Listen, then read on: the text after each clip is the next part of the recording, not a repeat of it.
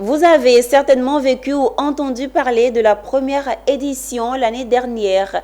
Le Forum international du leadership et de la responsabilité de la femme est de retour. Ce sera au Sofitel Hôtel Ivoire d'Abidjan du 26 au 27 juillet 2023. Table ronde, panel et communication sur les travaux de Wella 2 tourneront autour du digital. Objectif, donner aux femmes des outils et rudiments nécessaires afin qu'elles prennent toute leur place dans la société. Issa Badini et Ezekiel Siri ont suivi la conférence de lancement.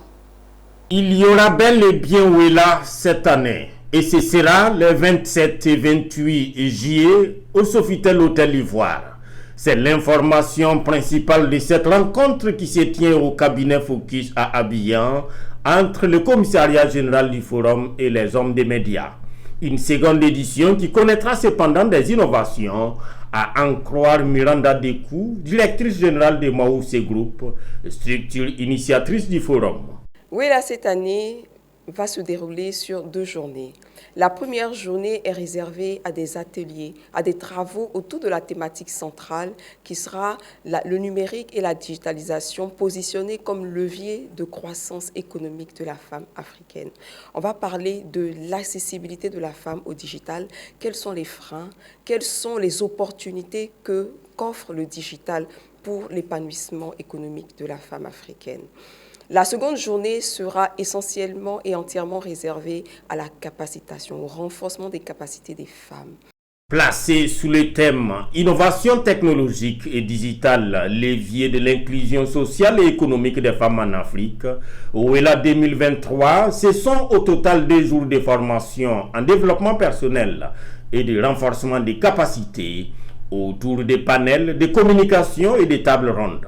Plusieurs formateurs prendront part à ces 2 jours du forum, dont le président du réseau des hommes engagés pour l'égalité du genre en Côte d'Ivoire, et qui, à cette occasion, compte former les participants sur l'élaboration d'un document de la politique genre en entreprise. Alors, l'idée ici, c'est de faire prendre conscience aux entreprises qu'elles ont à respecter leur politique RSE. Responsabilité sociétale des entreprises. Et justement, dans le cadre de l'opérationnalisation de leur politique RSE, toutes ces entreprises devraient apporter la preuve de leur non-discrimination. Les femmes cadres, salariés, chefs d'entreprise, Wella, autrement Women Empowerment and Leadership Agora, se veut également une tribune pour les étudiantes. Les organisateurs tablent sur un peu plus de 300 participants. Les inscriptions se font sur le site du forum.